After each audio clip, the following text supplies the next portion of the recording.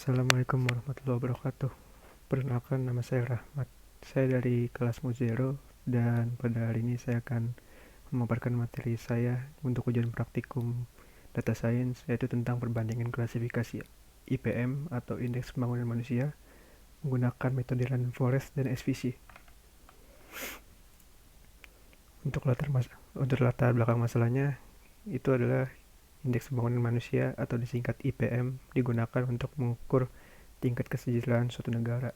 IPM memiliki beberapa faktor utama, yaitu seperti harapan lama sekolah, pengeluaran per kapita, rata-rata lama sekolah, dan usia harapan hidup. Oleh karena itu, dibuatlah penelitian menggunakan 4 faktor ini yang berguna untuk mengklasifikasikan kelas IPM tersebut berdasarkan faktor-faktor tersebut ke kelas-kelasnya masing-masing nanti. Untuk rumusan masalahnya, pada tugas kali ini saya akan menemukan apa saja faktor yang mempengaruhi tingkat IPM, bagaimana membangun model klasifikasi dengan menggunakan random forest dan SVC. Kemudian nanti akan ditentukan berdasarkan hasilnya, yaitu model terbaik di antara keduanya. Di sini ada variabel-variabel yang digunakan untuk mengolah datanya. Sumber datanya diambil dari dataset IPM yang disediakan oleh Orbit. Kemudian variabel datanya yaitu ada dibagi jadi dua, variabel dependen dan variabel independen. Untuk variabel dependennya itu harapan lama sekolah, yaitu rata-rata lama pendidikan yang ditempuh. Kemudian pengeluaran per kapita, yaitu pengeluaran rata-rata per kapitanya. Rata-rata lama sekolah, yaitu rata-rata lama pendidikan yang ditempuh. Dan kemudian usia harapan hidup, yaitu usia harapan hidup dari individunya. Kemudian variabel independennya adalah kelas dari IPM-nya atau tingkat IPM-nya. Bisa dibagi tinggi normal, yaitu high, normal, dan nanti ada very high dan ada very low. Kemudian ini ada proses pre-processing datanya.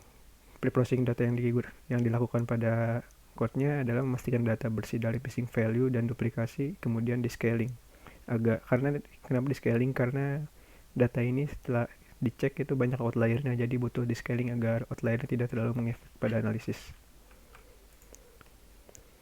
Nah, ini model-model yang digunakan dan nanti akan dikomparasi, yaitu SVC dengan parameter regularisasinya 1 dan kernel yang dipakai adalah linear kernelnya.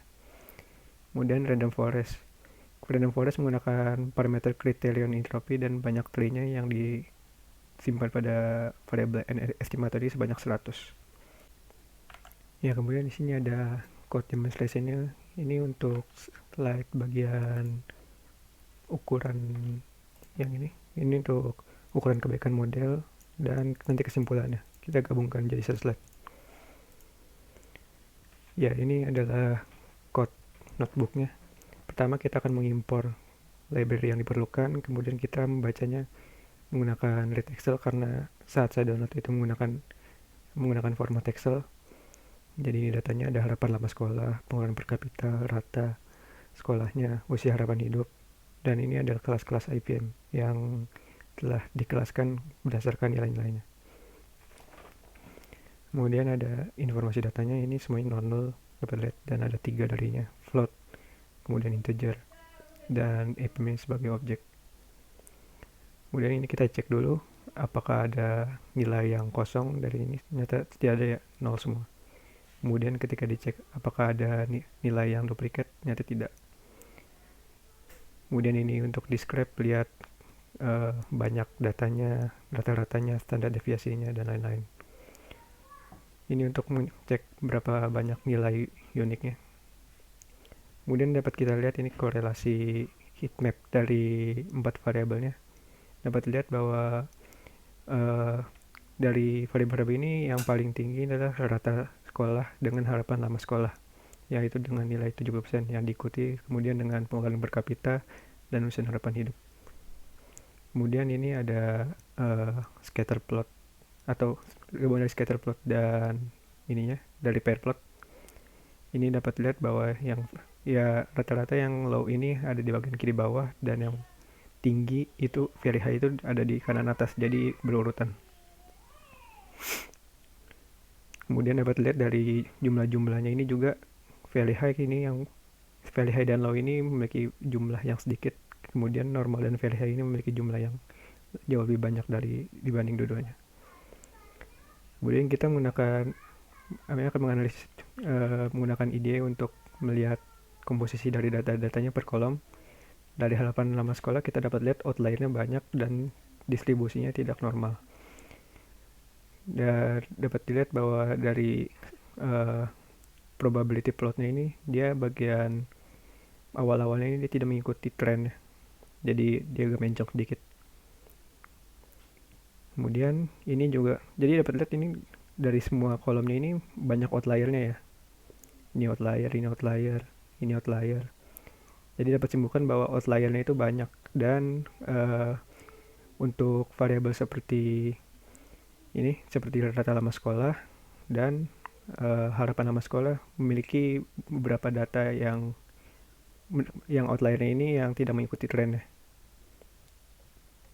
Kemudian dapat lihat persebaran data yang ada di kolom IPM, yaitu dapat lihat persebarannya tidak merata, dengan nilai very high dan low-nya ini sangat sedikit sekali. Kemudian ini karena tadi kita lihat banyak outlier, kita akan pre-proses dulu data-datanya. Kita akan menggunakan standard scaler dan nanti data-datanya akan jadi seperti ini. Ini agar dia lebih kuat jika lebih kuat untuk dia jalankan analisis jika ada outliernya. Kemudian kita akan mengecek ini untuk menginisiasi variabel dependennya. Kita akan menggunakan ini. Ini kita akan menyimpan variabel dependen ke variabel x besar dan y untuk variabel independen. Kemudian kita menggunakan balancing karena tadi datanya tidak setara. Kita menggunakan smooth. Ini jadinya saat lihat jadi lebih merata semuanya. Rata-rata di antara 700 sampai 800 datanya. Kemudian kita pertama-tama menggunakan model SVC dulu. Kita akan membuat modelnya, kemudian kita train dan kita lihat hasilnya. Setelah diprediksi, hasilnya memiliki akurasi 96,8%.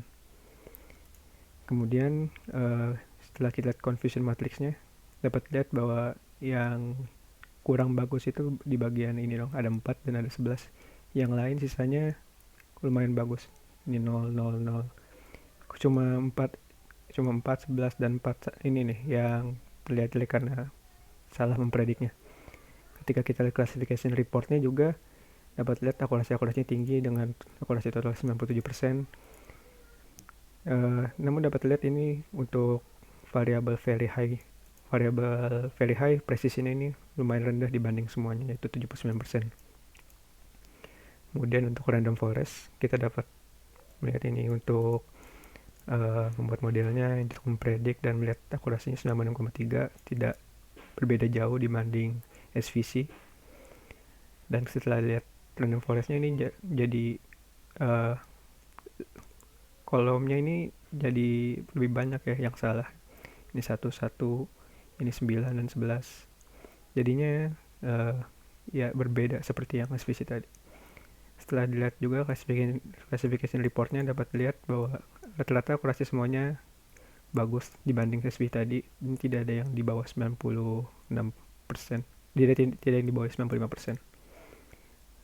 Kemudian jika kita bandingkan ini akurasinya tidak berbeda jauh, 96,5 dan 9,8 dengan yang lebih bagusnya itu SVC. Maaf, ini SVC ya.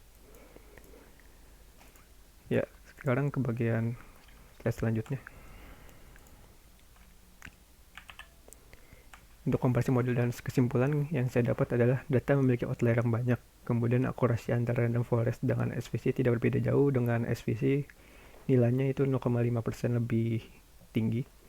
Kemudian data pada variabel dependennya imbalance. Jadi tadi disetarakan dulu menggunakan metode balancing.